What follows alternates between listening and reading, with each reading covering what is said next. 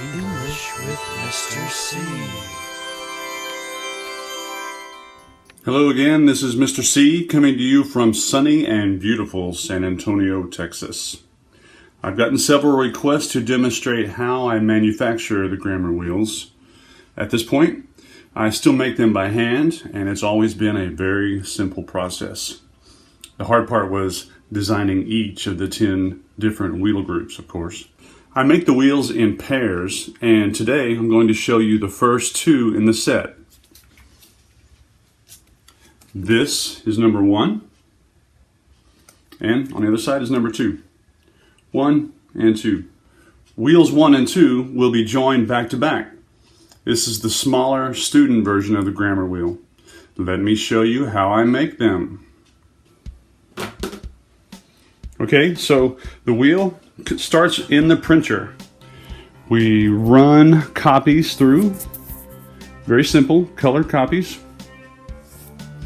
There's 1 and then 2. We're going to print 1 and 2 to make the 1 and 2 front and back wheels. So we simply start cutting them out first. You could just go ahead and laminate this whole page.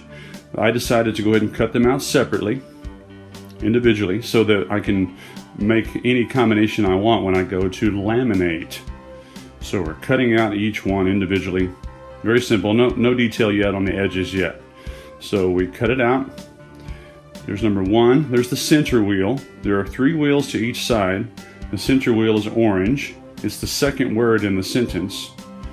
And the green, smaller wheels are the center wheel, which in a small phrase is the third word. So number 1, we have am, is, are, was, were, and feel, feels, felt as the second word. The verb is second. Third word is a combination of words. Could be a gerund or an adjective. Going, eating, and then happy, glad, sad, and then also adverbs like here and there. The third word on wheel number 1 is very versatile, probably the most versatile of all. So here we got 3 extra ones, a few extra second wheels, and then the big wheel. The yellow wheel is always the biggest one. It's always a pronoun too, except for the question wheels later on. But right now, wheels 1 and 2, first word is pronoun. So now we got them all cut out, cleaned up the edges a little bit, and we're going to put them into a laminating envelope. So we put as many as will fit. Mix and match, just whatever you have room for, whatever you need. And get it nice and straight so none of the edges overlap. Then we're going to run it through the laminator. This is a very simple, cheap laminator from the department store, probably from Target. Costs about 30 bucks. No big deal. You don't need a special one. So make sure you're holding it carefully so that the wheels don't jostle around whenever you are running it through the laminator. So you hold it steady, and then when you have your first sheet, you can see that number 1 there. I messed it up a little bit. It overlapped with the other wheel behind it, but no big deal. So we're going to cut those out quickly at first. Once we get them all individualized, then we will clean up the edges nicely this time.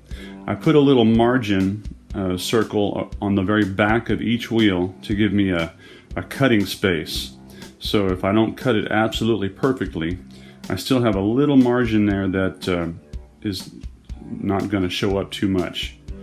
So the outer circle is darker than the yellow. It's a dark orange, and it contrasts with the yellow to help me get a nice clean edge.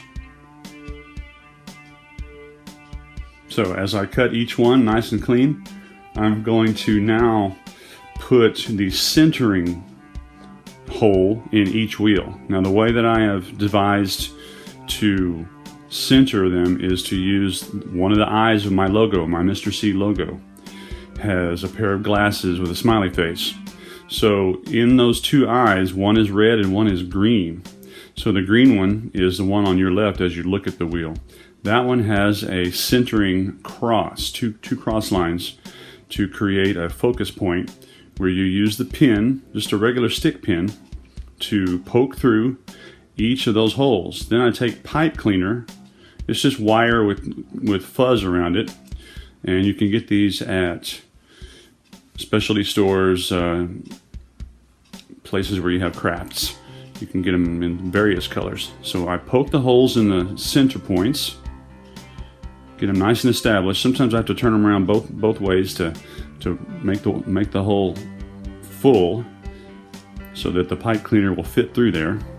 So I go one by one. I start with the side one, wheel number one, smallest one first, and then when I get to create the wheel number one, I'm going to put wheel number two on the back of it. So there's wheel number one with the pipe cleaner halfway through. You cut the pipe cleaner, the pipe wire, maybe about an inch, a little bit more than an inch, and center it. So when it's centered inside the wheel number one, you put wheel number two on the back the same way, keeping it even on both sides. So as we get all three on both sides applied, we're gonna fold. I have to reinforce this hole a little bit with the pin. Then we'll fold the wire, which is pipe cleaner, upon itself. And this is a technique I use to create a little ball on both sides to contain the wheel. So when I fold it over, I'm going to start twisting. I hold one in place while I twist on the other side. I create a little curled wire fuzz ball on both sides. And that will hold the wheel in place. And you can always just remove it and take it off and do a new one in case one of your students pulls the wheel apart, which I have often happen. Kids will play with the wheel and tear it up. So you can just take a new wire, fish it through there, and there you go. Wheel number one and two.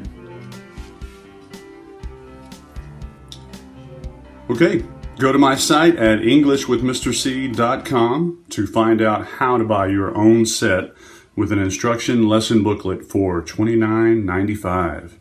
Keep practicing. English with Mr. C.